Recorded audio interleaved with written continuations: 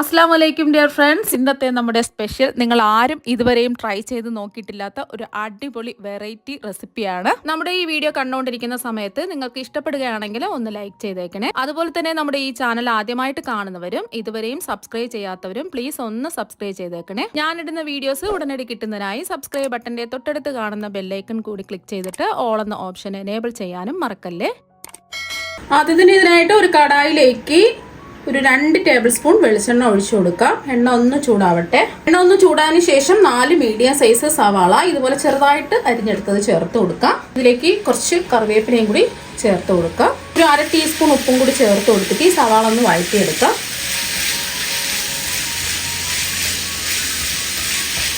സവാള ഒരുപാട് അങ്ങ് വഴന്ന് പോകേണ്ട ആവശ്യമൊന്നുമില്ല. സവാള അത്യാവശ്യം നന്നായിട്ട് വാടി വന്നിട്ടുണ്ട്. ഒരു ഗോൾഡൻ നിറമൊന്നും ആവേണ്ട ആവശ്യമില്ല ഈ ഒരു റെസിപ്പിക്ക്. ഇനി ഇതിലേക്ക് നമ്മൾ ചേർത്ത് കൊടുക്കുന്നത് ഇഞ്ചി വെളുത്തുള്ളി പേസ്റ്റാണ്. 2 ടീസ്പൂൺ ചേർത്ത് കൊടുക്കുക. അതിൻ്റെ കൂടെ തന്നെ 3 പച്ചമുളക് ചെറുതായിട്ട് കട്ട് ചെയ്തും കൂടി ചേർത്ത് കൊടുക്കുക. എന്നിട്ട് ഒന്ന് ഇളക്കി കൊടുക്കാം. ഒന്ന് കുറച്ച് വെക്കാം.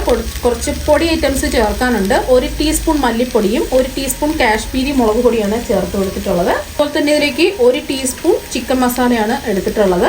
ചിക്കൻ മസാല ഇല്ലാന്നുണ്ടെങ്കിൽ ഗരം മസാല പൊടി 1/2 ടീസ്പൂൺ എടുത്താൽ മതിയാവും. പിന്നെ ഇതിലേക്ക് 1 ടീസ്പൂൺ പെരിഞ്ജീരകം പൊടിച്ചെടുത്തതാണ് ചേർത്ത് കൊടുക്കുന്നത്. 1 ടീസ്പൂൺ മഞ്ഞൾപ്പൊടിയും കൂടി ചേർക്കാം. പിന്നെ 1 ടീസ്പൂൺ കുരുമുളക് പൊടിയും കൂടി ചേർത്ത് കൊടുക്കാം. ഇനി പൊടികളുടെ പച്ചമണം മാറി കിട്ടുന്നത് വരെ ഒന്ന് ഇളക്കി കൊടുക്കാം. ഒരു 10 സെക്കൻഡൊക്കെ ഒന്ന് ഇളക്കി കൊടുത്താൽ മതിയാവും. ഒരു 10-20 സെക്കൻഡ് ഇളക്കി കൊടുത്ത് പൊടികളുടെ പച്ചമണം ഒന്ന് മാറി കിട്ടിയതിന് ശേഷം ഞാനിപ്പോൾ ഇതിലേക്ക് ചേർത്ത് കൊടുക്കുന്നത് 400 ഗ്രാം എല്ലില്ലാത്ത ചിക്കൻ കഷ്ണങ്ങൾ നല്ലതുപോലെ കഴുകി ക്ലീൻ ചെയ്തെടുത്തതിന് ശേഷം കുക്കറിൽ ഇട്ടിട്ട് കുറച്ച് വെള്ളവും 1/2 ടീസ്പൂൺ മഞ്ഞൾപ്പൊടിയും അതുപോലെ തന്നെ 1/2 ടീസ്പൂൺ കുരുമുളക് പൊടിയും കുറച്ച് ഉപ്പും കൂടെ ചേർത്തിട്ട് കുക്കറിലിട്ട് വേവിച്ചെടുത്തിട്ടുള്ളതാണ്. എല്ലില്ലാത്ത ചിക്കൻ കഷ്ണങ്ങൾ എടുക്കുക. എന്നിട്ട് ചൂട് മാറിയതിന് ശേഷം കൈകൊണ്ട് തന്നെ ചെറിയ ചെറിയ കഷ്ണങ്ങളായിട്ട് ഇതുപോലെ മുറിച്ചെടുത്തിട്ടുള്ളതാണ്. ഇങ്ങനെ തന്നെ മുറിച്ചെടുക്കുക. എന്നാൽ മാത്രമേ ടേസ്റ്റ് ഉണ്ടാവുകയുള്ളൂ. അല്ലാതെ മിക്സിയിലൊക്കെ വെച്ച് നമ്മൾ ജസ്റ്റ് ഒന്ന് അടിച്ചെടുക്കുകയാണെന്നുണ്ടെങ്കിൽ അത്രയും ടേസ്റ്റ് ഉണ്ടാവില്ല.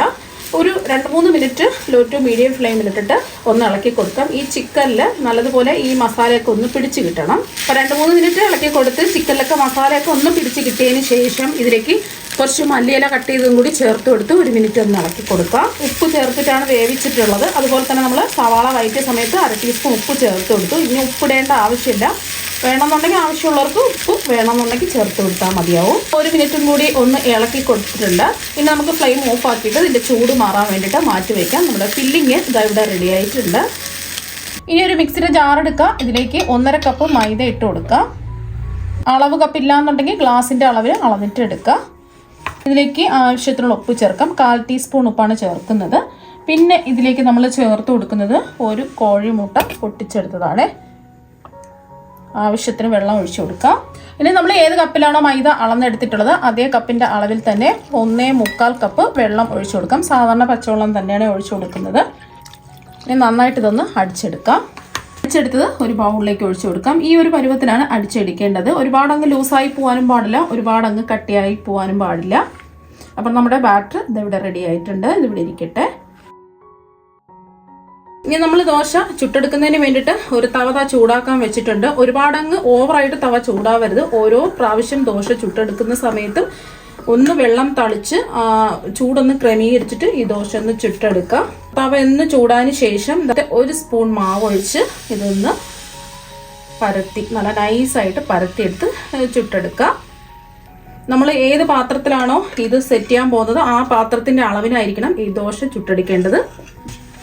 അപ്പോൾ ഒരു വശം കുക്കാവുന്ന സമയത്ത് ഇതൊന്ന് തിരിച്ചിട്ട് കൊടുക്കാം. പെട്ടെന്ന് തന്നെ റെഡിയായി കിട്ടും. മുരിഞ്ഞൊന്നും പോവേണ്ട ആവശ്യമില്ല. ഒന്ന് കുക്കായി കിട്ടിയാൽ മാത്രം മതി. 2 വശവും കുക്കായി കിട്ടിയിട്ടുണ്ട്. ഇതുപോലെ ബാക്കിയെല്ലാം നമുക്ക് ചുട്ടെടുക്കാം. കനം കുറച്ച് വേണം ചുട്ടെടുക്കാനായിട്ട്. അപ്പോൾ ദോശയെല്ലാം ചുട്ടെടുത്തിട്ടുണ്ട്. 8 ദോശയാണ് ചുട്ടെടുത്തിട്ടുള്ളത്.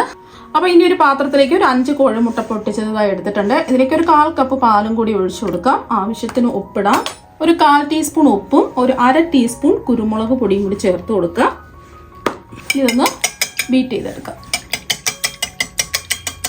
അപ്പോൾ മുട്ടയൊന്ന് ബീറ്റ് ചെയ്തെടുത്തിട്ടുണ്ട്. ഏത് പാത്രത്തിലാണോ സെറ്റ് ചെയ്യാൻ പോകുന്നത് ആ പാത്രം നന്നായിട്ട് നെയ്യോ ബട്ടറോ ഒന്ന് ബ്രഷ് ചെയ്ത് വയ്ക്കുക. ഞാനിപ്പോൾ നെയ്യാണ് എല്ലാ ഭാഗത്തും ഒന്ന് ബ്രഷ് ചെയ്ത് കൊടുക്കുന്നത്. ഇനി നമ്മൾ അടിച്ചു വെച്ച മുട്ടയിലേക്ക് ഒരു ദോശ 2 വശവും ഒന്ന് ഡിപ്പ് ചെയ്തെടുക്കുക. എന്നിട്ട് നെയ്യ് തടവിയ പാത്രത്തിലേക്ക് വെച്ച് കൊടുക്കുക.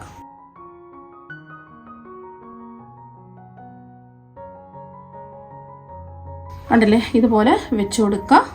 അപ്പോൾ ഈ ഒരു പാത്രത്തിൻ്റെ അളവിലായിരിക്കണം നമ്മൾ ദോശ ചുട്ടെടുക്കേണ്ടത്. ഇനി ഇതിലേക്ക് ഫില്ലിംഗ് വെച്ച് കൊടുക്കാം.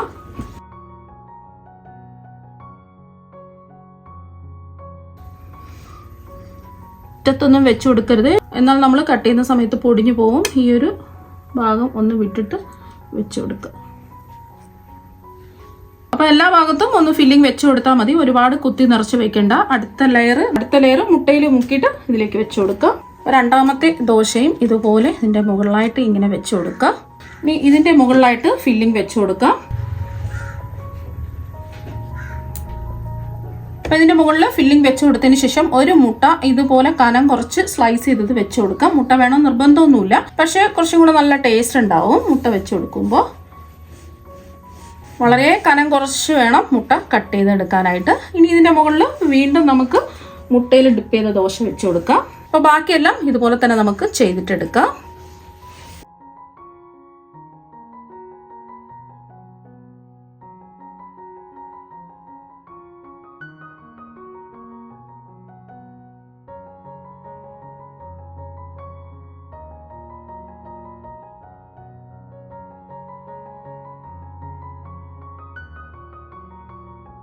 ലാസ്റ്റിൽ നമുക്ക് ഫില്ലിംഗ് വെച്ച് കൊടുക്കേണ്ട ആവശ്യമില്ല. ബാക്കി വന്ന മുട്ടയുടെ മിക്സ് ഇതിൻ്റെ മുകളിലായിട്ട് ഇങ്ങനെ ഒഴിച്ചു കൊടുക്കാം.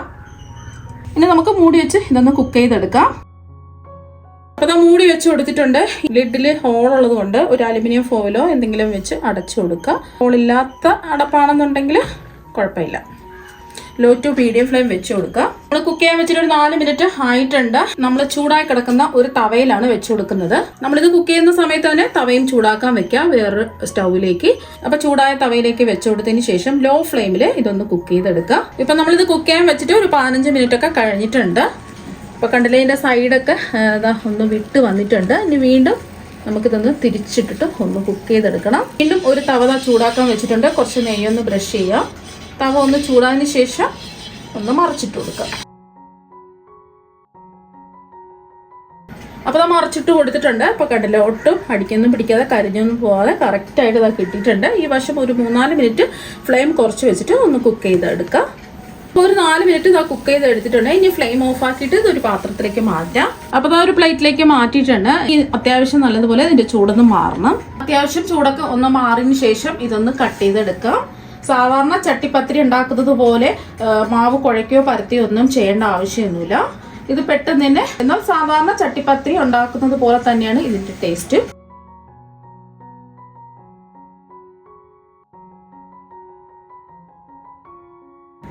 ഇനി കട്ട് ചെയ്ത പീസ് അങ്ങ് എടുക്കാം. സാധാരണ ചട്ടിപ്പത്തിരി ഉണ്ടാക്കുന്നത് പോലെ മാവ് കുഴയ്ക്കുകയോ പരത്തുകയോ ഒന്നും ചെയ്യേണ്ട ആവശ്യമില്ല.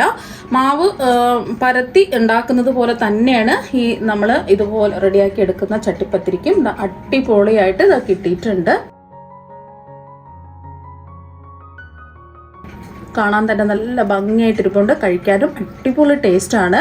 ആദ്യമായിട്ട് ചെയ്യുന്നവരാണെന്നുണ്ടെങ്കിൽ ഒരു സംശയം ഉണ്ടാവും, മുട്ടയുടെ സ്മെല്ലോ കാര്യങ്ങളോ ഉണ്ടോയെന്ന്. പക്ഷേ മുട്ടയുടെ സ്മെല്ലൊന്നും ഉണ്ടാവില്ല. നല്ല അടിപൊളി ടേസ്റ്റാണ് കഴിക്കാൻ വേണ്ടിയിട്ട്.